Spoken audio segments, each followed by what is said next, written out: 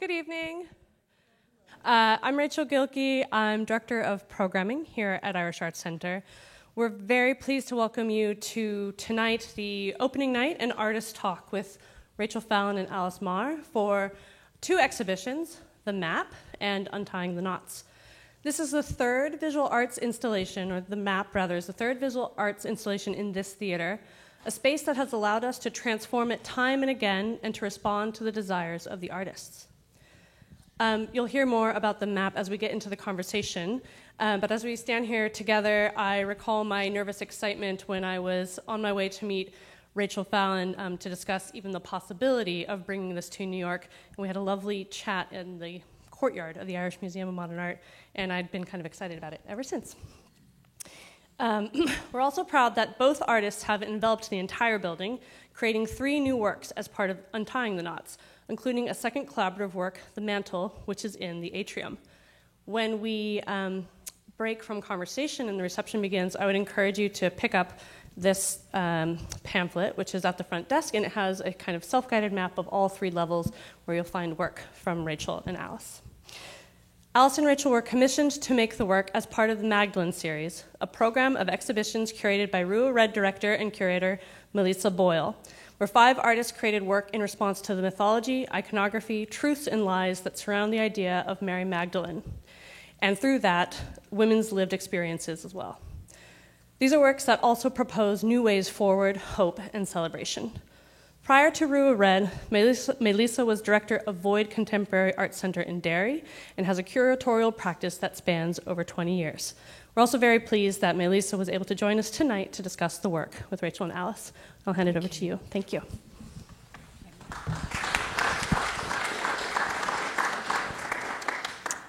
Thanks so much to Rachel Gilkey and the Irish Arts Centre for inviting me over to speak about the map. It's really lovely to be in front of it here again. It feels a bit like seeing an old friend after time, and it's lovely to see it within a different context. So Rachel has kind of given you the context a bit of the Magdalene series that Rua read. The series was kind of in my head for many, many years. And you might ask, I suppose, why Mary Magdalene? And it's a bit of a personal kind of journey for me. So, yeah, it started from a very young age. And I think I was always fascinated by Mary Magdalene. I grew up in a very Catholic household in the middle of the conflict. I was born in 1971, and you can hear from my accent that I'm from the north. And I was born in Derry. And if any of you are familiar with Derry Girls, that was my school. So I was brought up literally in a convent and taught by nuns. I kind of, I grew up where we went to a place called Knock. It was a place of visionaries in Mayo in Ireland, and I loved that idea of collecting reliquaries and medals and building May altars, which is what I did every May towards Mary. But it actually really wasn't her that I was interested in. It was the other Mary Magdalene. And I was always kind of fascinated by this woman who had long hair. She was supposedly had dried Jesus' feet with her hair, and she had spikenard, and she had 7 devils driven from her. And I was kind of always fascinated by her because she was the one that was grounded. She showed emotion, and she was complicated. And she was complicated like all of us, and she was real. She felt real. So at the age of 19, I got pregnant. And I was thinking about this, do you become pregnant or do you get pregnant? I got pregnant. And shortly afterwards, after my daughter was born, I decided to move to Dublin to start a new chapter in my life. And I moved the 2 of us to Dublin. She was 3 months at the time. And I started National College of Art and Design, a degree in fine art. And the brilliant Alice was one of my tutors many years ago. And that was 32 years ago. And it was incredibly difficult for me as a single mother in Dublin to get accommodation. it was very, very different from the north, and that I come from a family that was very, very supportive of me. And I came to Dublin, and I literally had to get, in order to get accommodation, I had to get a signed letter of reference from a priest. That was only 32 years ago. So, you know, church and state at that stage had a huge control over people, and they still do. So in NCD, I was introduced to Marina Warner's book. I'm sure some of you, a lot of you are familiar with Marina Warner's writing, and it was Alone of All Her Sex, the Myth and Cult of the Virgin Mary. It had a massive impact on me in the work that I was doing at that time, which was around kind of penitence and veneration and Mariolatry. But it was also the time in Dublin that there was mother and baby homes and Magdalene laundries that were still in operation, and the last one in Dublin didn't close until 1996 in Sean McDermott Street. So I became acutely aware of this, and I suppose the fact that it was so close to my own situation, and I began to research it more and more, and it was part of my dissertation, and it led me back to Derry and to the mother and baby home in Derry, the Magdalene laundry, which I documented towards its kind of decline and demise in 1998. At that time, I was working with a lot of women who had been institutionalised through the Magdalene laundries. I was working in mental health, and I realised that many of the women who had come through the laundry system were now being institutionalised for the rest of their lives, and I found that really difficult. So in 2000, I decided that I had to really step away from that work, that I found it too difficult. And it really wasn't until 2014, it was a good 13 years later, that I decided that it was the right time to do something again around Mary Magdalene. So at that stage, I was friendly with Marina Warner. And I said, dear Marina, you know, I have this idea about doing something that was basically around kind of Mariolatry at that stage in Mary Magdalene. And she said, you have to go for it. And so in 2017, I sent out invitations to artists that I really wanted to work with, that I knew would make really critical and kind of questioning work around the figure of Mary Magdalene. It was an appropriate time in 2017 as well. So I approached each of the artists, and they said yes. There's 3 of them in the room tonight. I know there's a whole posse from Dublin has arrived as well. So I know that Jessie Jones is down here too, which is great to have 3 of the artists with us tonight. So the Magdalene series was a programme of interventions, exhibitions, performances, researches around Mary Magdalene that lasted, and they end up for 4 years, I think it was. It was due to be launched in 2020, but COVID happened. And Alice and Rachel will speak about this in terms of the time that was involved in the commission and the importance of time whenever you're making work and making really good work. So that was kind of it. It was, you know, for me, it was this idea that didn't go away. And sometimes, and I'm sure a lot of you are like this, that life works in circles. I know that I certainly, you know, I returned to many things, and the Magdalene series was amazing, and I was blessed to work with so many great artists and the work that they created. So each of the artists really took it in their own direction, and the 5 artists who were involved were Alice Maher, Rachel Fallon, Jessie Jones, Grace Diaz, and Amanda Coogan. And they really, you know, they really did take it in their own direction.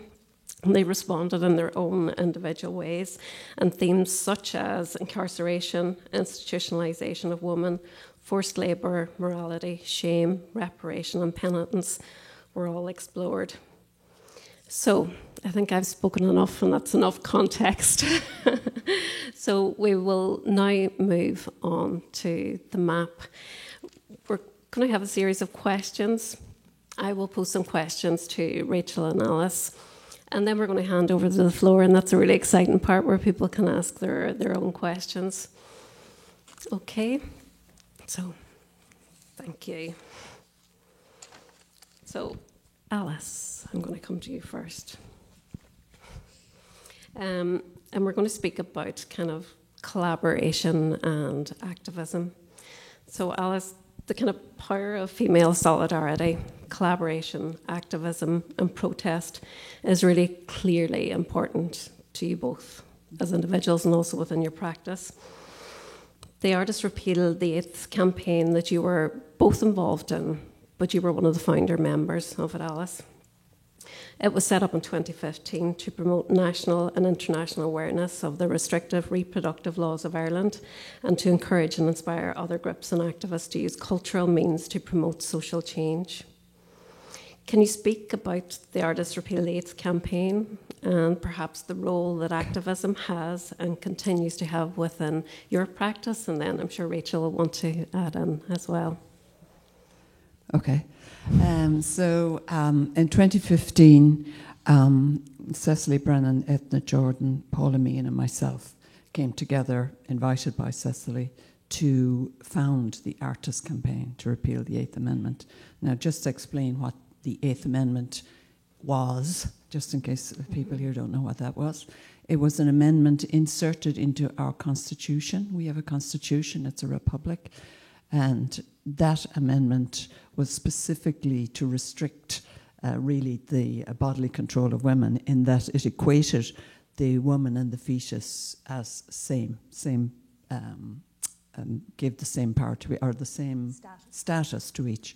And so this led to the most horrendous, situations in terms of women's health, the ability to travel. You weren't allowed travel, to the UK, for instance, for reproductive health. And so, this was inserted into our Constitution in 1983. So, as you kind of described earlier, we lived in a type of theocracy where the church had a huge effect on moral, social, and political situation, in the country. That was put in the Constitution in 1983. So by 2015, the four of us were like grey-haired, people who had been young women, at that time, and obviously had voted against putting that into the Constitution. So 30 years later, it was still there. And people were already starting to get exercised by this, different groups, for change. So Cecily Brennan said, it's about time the artists did something. It was artists who actually founded this state in a way, in terms of what they did at the turn of the century. And it's about time we did something about women's rights in this country. So we started the campaign. It was like a simple online campaign to begin with that you could sign up to. And within about 3 days, thousands of artists and artist workers signed up to it. And just to let you know, one of the first people who signed it was the wonderful Edna O'Brien, who died recently. Yeah.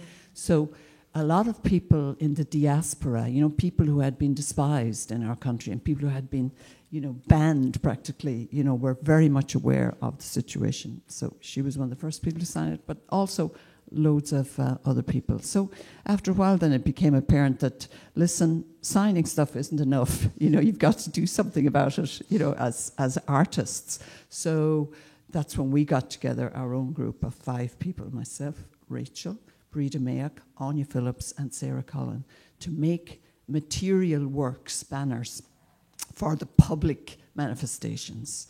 And this would be the marches for choice that happened every year in Ireland for 30 years, So Rachel and I did a lot of the research actually for that. So looking at banners like suffragette banners, union banners, orange banners, all banners that attracted people to follow them in the public space, And we were very well, attuned into the fact that they had to be beautiful, and that they had to be something that you would be proud to stand behind, not some horrible negative plastic banner, So that's when we decided we would make them with beautiful silks and satins and, embellishments. So to try and make images that were complex, So we used imagery that people might be aware of, like the image of the Madonna, but as a modern woman, covered with her gown covered in eyes, watching. And we used contemporary imagery. We used references to our own national collection in the National Gallery paintings. And so we wanted to use imagery that was complex in a way, and imagery that would make people think, because that's what the amendment was about. In a way, we're trying to make people to really think about what they were doing. So that's why we use these kind of very complex images and beautiful images, so that people would feel, oh, okay, here come the artists, we'll follow, so follow that banner. So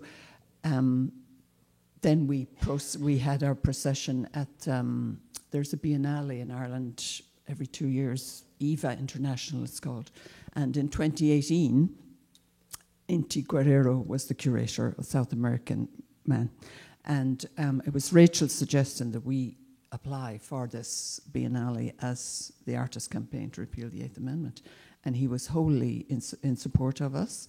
And so we went there and led the procession. The opening, of the biennale was our procession through the streets of Limerick. Who anyone from Ireland will know that was a very conservative city, historically speaking. It was what's called a confraternity city, and there was a huge Magdalene laundry there, and we processed through the streets to open, that biennale. And then when you invited us to become involved in the subject of Mary Magdalene, or the Magdalene, we really felt that kind of collective endeavour, that we had been involved in, that works against systems of power in a way, was something that we wanted to bring to the story of Mary Magdalene. So that's why we decided to do it as a team, a collective, to bring that kind of work into this kind of subject.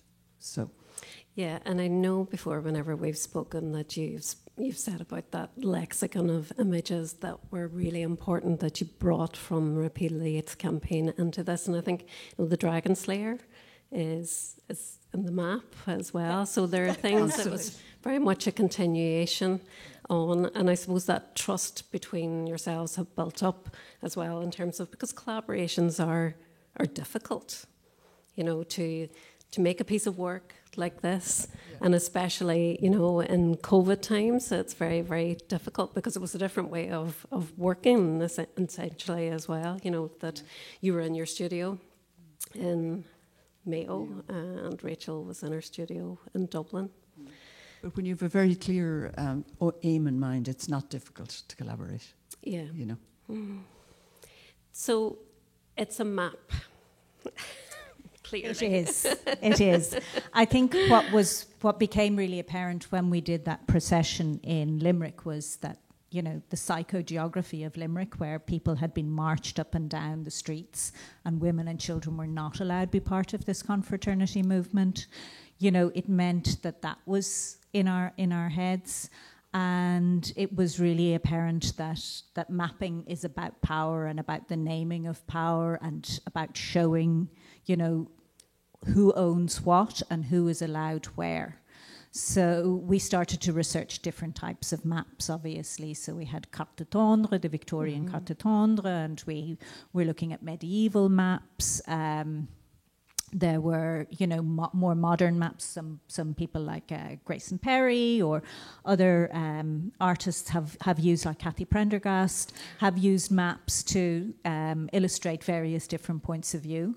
And it really was about looking at that idea where, in battle previously, cloth maps had been used. So, you would bring your cloth map to a parley and you would lay it out on the table and you'd basically go, well, this is mine and this is mine. And, it was all about ownership. And we felt that, the theocracy in Ireland had been so long dominated, that whole landscape of both our psyche and our material setting, that there were, certain aspects of incarceration geography that had a huge impact on how we lived and still continue to do so. Like, who was actually allowed to go where and who was not allowed access to so many things. And these women who were in Magdalene institutes were shut away. They didn't have, a place to go other than this institute, and they didn't have access to all the other things that people had in their lives. So we were acutely aware of that. And it was also the idea of, if we were going to do something, we'd have to do it in this large scale. And we would incorporate this idea of geography and of mapping into it, so that when you come in, you have to circumnavigate. You come and you see the obverse side. That has a different meaning. It's like a nascent map. Some people call it the psyche of the map, or it's like a scan. So it also has a different placement. And then in order to see this side, you have to actually maneuver yourself around it and come to see the colourful side. And, it's when you think of maps, it doesn't have a north, south, east or west on it. So you have to situate yourself. You have to find a spot that is your spot and work from there. So people see different things all the time, or when they revisit it, they notice different things about it. And that was really, really interesting, and it seems to have that sort of sense that no matter where you place yourself, you will see something different each time.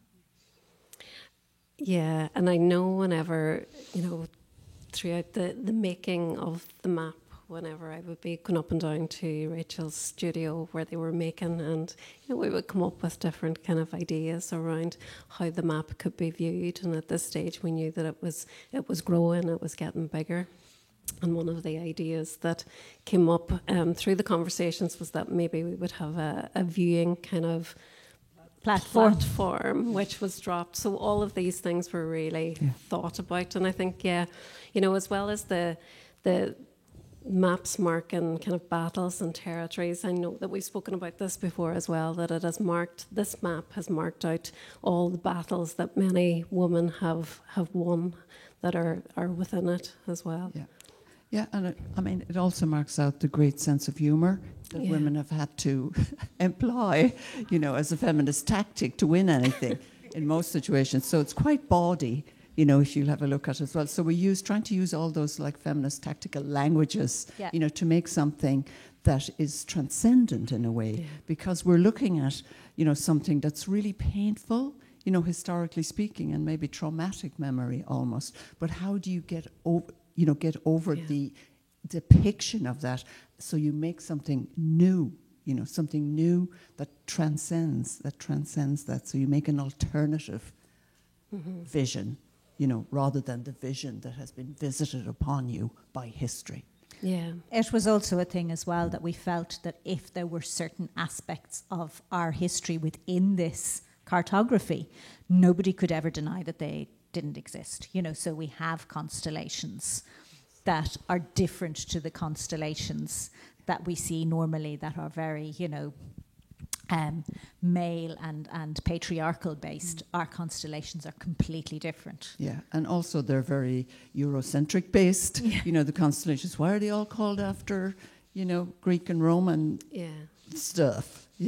So we're kind of looking at, oh no, we've got 10 cigarettes, we've got, the little sweeties, and the cloak, the 7 devils here, which we have, a woman saying yes, no, yes, no, yes, no, which of course refers to recent movements, about bodily integrity, etc. And, we have the little sinner and the big sinner, in terms of pregnancies, and this would refer directly to the mother and baby homes, where if you went one time as a pregnant woman, you weren't that bad, you were bad like. But if you arrived a second time, that was it. You were a recidivist. Incarcerated for good, child taken, and mostly sold, and people may not be aware of this. And, it wasn't a direct money for baby situation, but children were adopted and sent to America. An American couple could come to Ireland and take a baby, from a home and leave with the child without any, by donating some money to the convent or something. But anyway, so these are all the kind of traumatic, memories that we're dealing with, or not, depending, But we're trying to make something new here, something big, something beautiful, something that has impact and scale. And humour. And as humour. Well. Yeah. Like humour was a massive part Yeah. of it. And using humour, some of these are incredibly funny and witty. Yeah. We were very well aware, I think, that we didn't want to stand for or try to memorialize or somehow, that we were somehow making something that was a memorial to something. We're not doing that. We have no right to do that. No. Because it's not over. Nothing is over. Nothing is over. The struggle goes on, so. Yeah. We wanted to make, a monumental piece in a way, but we didn't want to make a memorial, And that was one of the reasons why we did it in textile. Because when it's made in metal or in stone, which are very, materials that are very often synonymous with memorials and with monuments, it's something that, it has its place, but a fabric is a very emotive language, and everybody has a relationship of some sort to fabrics. I mean, we wear them, we have daily interactions with them, we wrap our children in them, or, these are things that we all understand, and we understand stitch. So there's a direct language there that is very intimate for most people, and it's in most people's kind of lexicon of understanding. And fabric is also political as It well. is incredibly political. And, it was to create something that could be really, really large, and yet also quite small, that could pack away quite small, so that you could fold it out, you could furl it out, and you could carry it somewhere else. So it could go to different contexts, and that was really important to us as well. We had found that with the banners. It's mobile. It was really, really important. The scale of it then is quite interesting for fabric as well, and especially because it is sewn just by the two of us. None of this was given out or handed out to anybody else. Both of us sewed it over 2.5 years. And COVID. A good 80% of it is actually sewn by hand. So, and we employed different types of stitch and different types of fabric. Some of the fabric was gifted, or as Alice said, from friends and from clothing that we had. But there's also pieces like this piece here, which was originally a tablecloth that belonged to a parish priest who was synonymous with putting at least 2 women in the Magdalene laundries. And that, had lots of holes in it. So we used Boro-type stitching to stitch in nappies and cleaning cloths and all of the rest of this sort of repair. So a lot of this was about an act of repair, an act of, creating something out of nothing and trying to create an object of beauty, because that was really, really important to us after COVID, and not standing and being able to be in front of art as well. But you might be interested, in how we began with the iconography and the imagery, because it's so you start on that subject, so how do you begin? So we actually just started by sending it. We were separated by COVID, of course, like everybody. So I lived on the West Coast, she lived on the East Coast. So we'd send each other a drawing a day. That's what we did, over by email, of course. And that's how we started our lexicon of references. So it kind of started with references direct to Mary Magdalene, and you'd see that maybe on the top line there with her spikenard, her ointment that she used. But it's also important to say that as we went along, this was a fantastic project, because the curator here organised for us to meet the most amazing people, to hear lectures from people like Marina Warner, Megan Kelly, who writes on feminist cartography, and Lisa Godson. It's amazing lectures as we went along. And of course, that all added. So as time went on, and time was a huge part of the work as well. So as time went on, time became stitched into it as well. And it got deeper and deeper. I think I spoke to someone earlier about that. It's not a surface telling of something. This is something that's made over time as you think and read and listen very, very thoughtfully and deeply about what you're doing, and rather than illustrating. Yeah. It's not a picture. And I don't know how many people have asked us, can we hang it on the wall? Could they just hang it on the wall? And that is never, it'll never hang on a wall. it really is thought that it is in around, but it was also, we developed our ideas and through conversation while we worked as well, that was quite important while we were making the banners, and it became much, much more important, as we tackled really, really complex things, because while there's a lot of humour in it, there's absolutely awful, appalling tragedy in it as well. And while we were making it, the mother and baby homes report had come out, and a lot of those histories where the government was trying to suppress them. So we were listening to testimonies by these women talking about how difficult their stories were and how, these tapes would now be destroyed. So you were cognizant of, trying to allude to this, but in a very oblique sort of way, so that it is there, but we are not commenting on it in any sort of way that we would feel we would have a right to comment on it. So those sort of things take time and nuance to deal with. And we hope that it's not, so specific to an Irish situation that it doesn't apply to other situations where power structures are seeking to control the population. Seeking to especially particularly control the bodies and the actions and the movements of women. And particularly poor women, because that was one of the things that it was very much class-based. Yeah.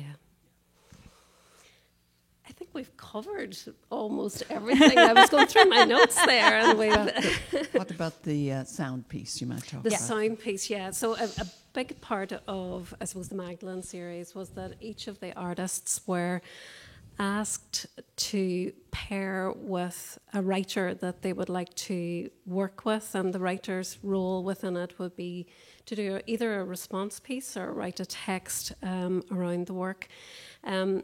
So whenever I asked Alice and Rachel who they wanted to work with, they were incredibly clear, and it was Sinead Gleeson. So Sinead approached it in a very, very different way. She didn't want to write an academic kind of text around the work. And it really was kind of the essence of collaboration, because what was created was a second piece of work that, God, how can I explain this? The work, you'll hear it afterwards, because it will be put on. Is that right, Rachel? In the vestibule, yeah. And it just works in partner with it. There couldn't have been a better piece. We brought Sinead in at a very, pretty early time, when we were literally dealing with colours and, things on the ground in the theatre space. And we spoke to her about what it might be about and about the different kind of namings of places. And she asked us, would we have a list of all the names? So I think we came up with, 150 names or then something. she did this amazing kind of ekphrastic, it's like a response text, like a large poem based on the 24 stanzas of the Odyssey. So it's like a journey that kind of never ends.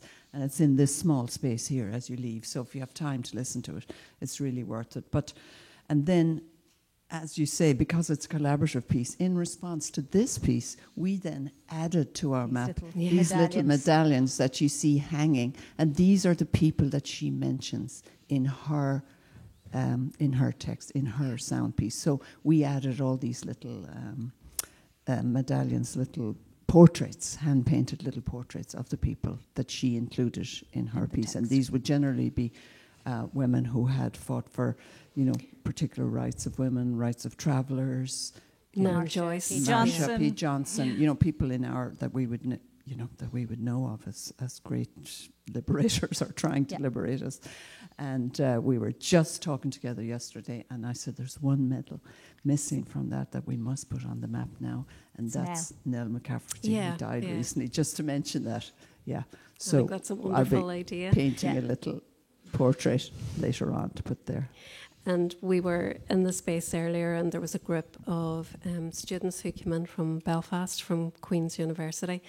And it was lovely to see them, because they immediately kind of gravitated towards Bernadette Devlin Magdalene, when they recognised, and they were like, we were just talking about her this morning. So I just thought that was lovely. Everybody picks out their own place within the map. So at that, Alice and Rachel. Could you pick out some areas within the map that you're particularly drawn to? And I know that that's really difficult because you created it, but that you would like to speak about a bit more. You mean, yeah. Well, we always say we'd like to go to the Slag Island, which is Ilan. That's where we'd feel most at home, because there's a pub there called The Hound and Harlot. So we'd probably go there for a pint or two.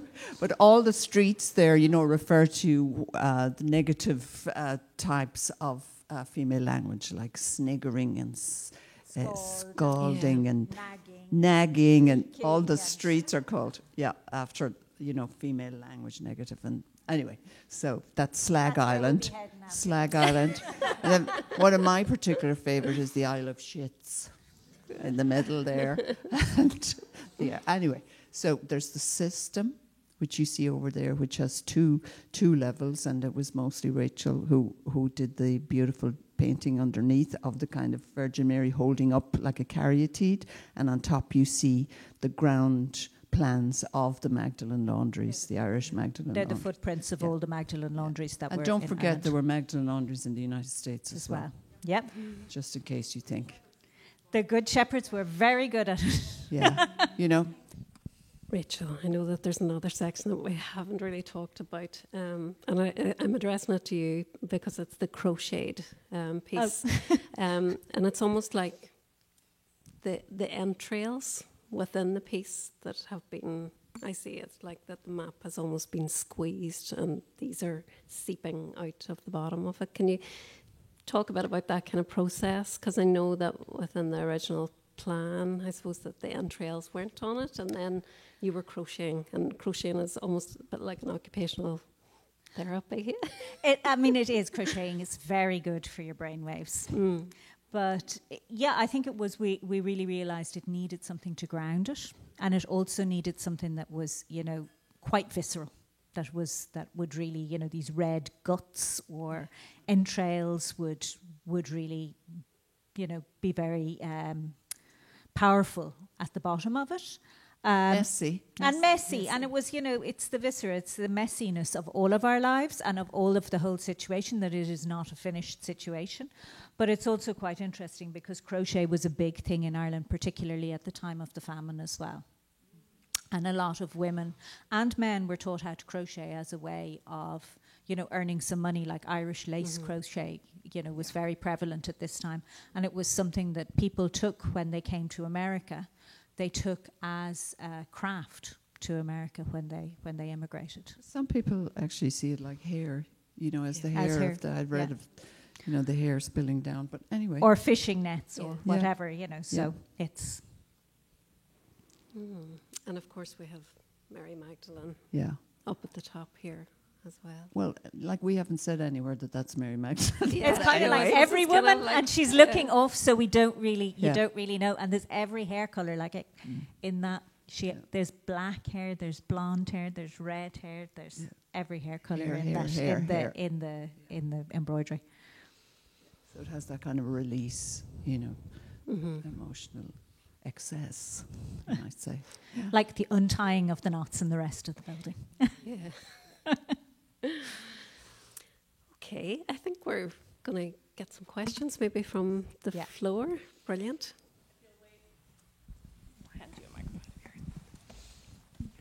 This is a little more of a comment than a question.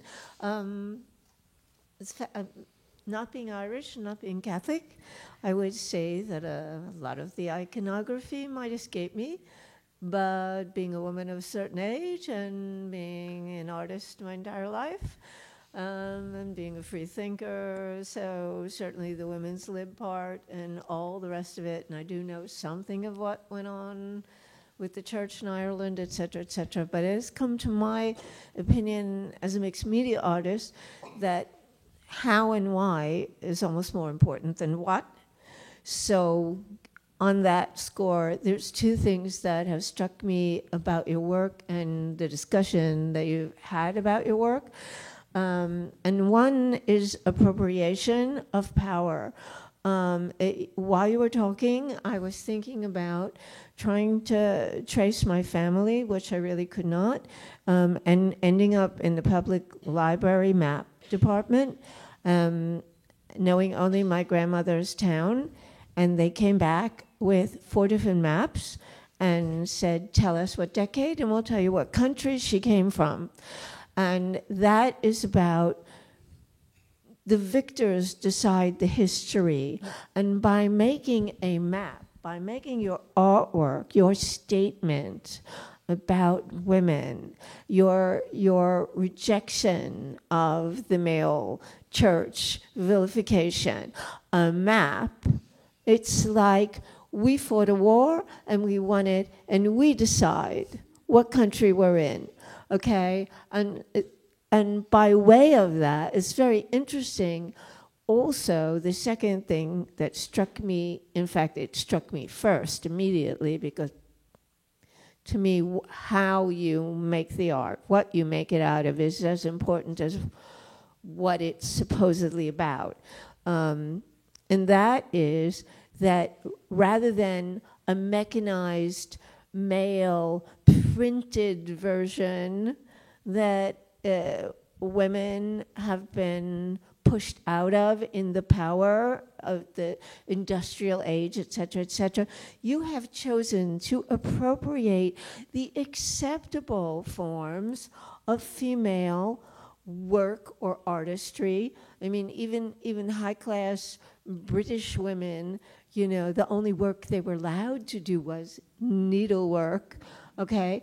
And you have taken it to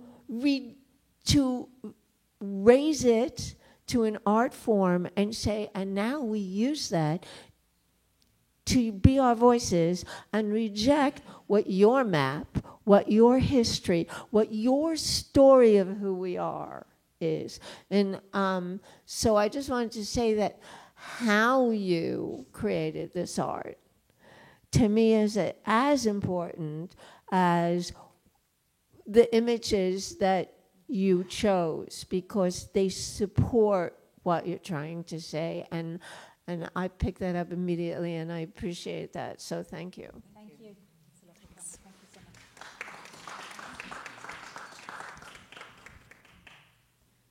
Another question? Firstly, congratulations on the work. It's unbelievable. It's really good. And it struck me about making something like it's not a memorial thing, you know, it's living, breathing and ongoing, because recently where I'm from in Kerry, there was a memorial given to the former students of an industrial school, but like they had to beg and plead, and you know, this woman is one of the leading ladies in it, as she must be in her 70s, you know, and it's kind of like getting an apology that you have to ask for. It means kind of fuck all, really. But this is really important, you know, and it also, when you referred about the medium being a textile, because so you could roll it away, it kind of, you know, and it may look small, but the depth of it and the width of it it reminded me of women's, I suppose, emotional lives more than now, where it's like you see this, but actually this is really what's going on. And it reminded me of St. Bridget's cloak as well, which is always a good one. Thanks, it was great. Another question?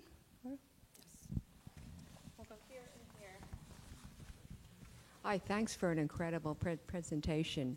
We will all have to come back and really take our time to look at. But the piece that I kept looking at it was the upper left. And I'm looking at Eve in the Garden of Eden. And she has this, first I thought it was a snake she had by the neck, but it seems to be a duck. But my interpretation of that is, she is in the Garden of Eden, and that's the snake, maybe duck, but it poses, that snake poses no threat to her. I just love the way she holds that. This is knowledge. Yeah, just thank you, thanks. But just to say that I guess we were thinking, well, I was thinking of the snake goddess when I looked at that you see in Minoan art, where she holds the two snakes. So that's the two snakes. It's not just one snake, you know. The other one I see is on the arm, yes. Yes, But, so that's what I was thinking of, but yes. know, And in the embroidery it got lost and maybe looks like a duck. But the fact, no.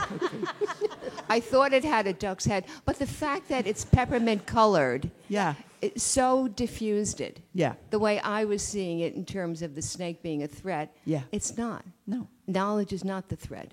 No, and the snake, I remember one time wanting to use the snake in that one of the banners that you were talking about, the Dragon Slayer. And we wanted to have the woman beheading the snake. And I don't know, was it you or one of the other women said to me, no, like the snake is a really positive symbol, for health and all the rest of it. So then we segued and we used a kind of a dragon instead. So that's how it became the Dragon Slayer. So, yeah, you got it. Yeah.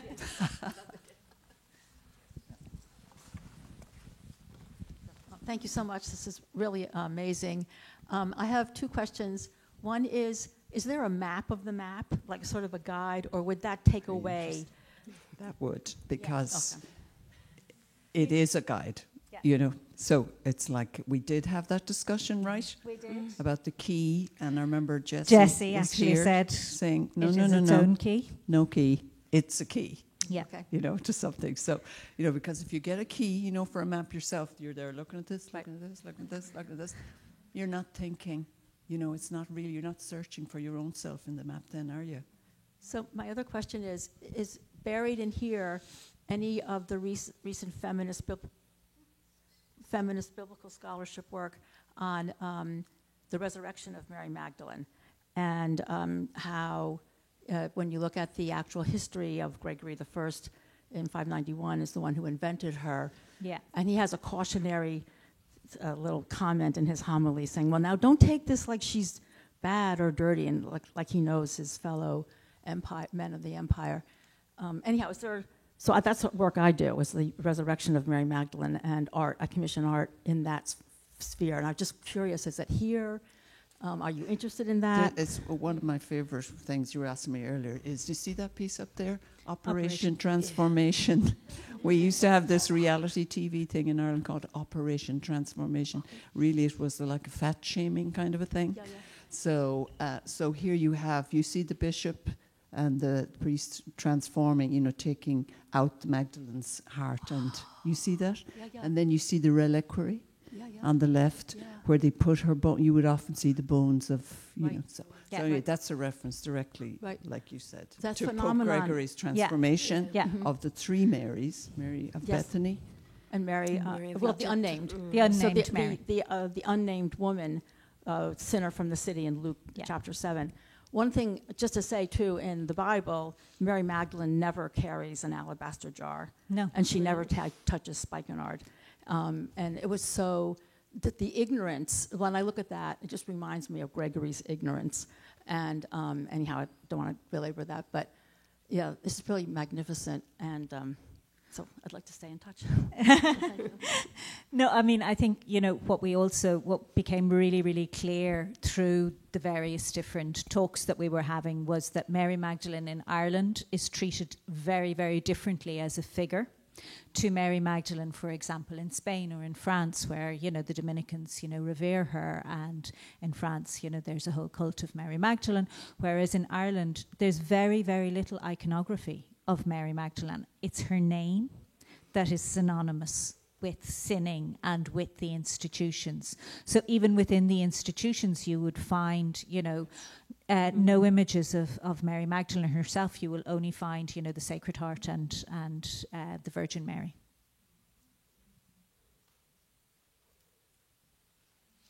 Thank you. I think maybe we'll end the conversation here. Thank you so much for your excellent questions. Thank you to Maolíosa Boyle for traveling here today, for commissioning this work, and for leading us in an excellent conversation. And thank you to Rachel Fallon and Alice Maher. for everything you've done. Thank you to Rachel Gilkey and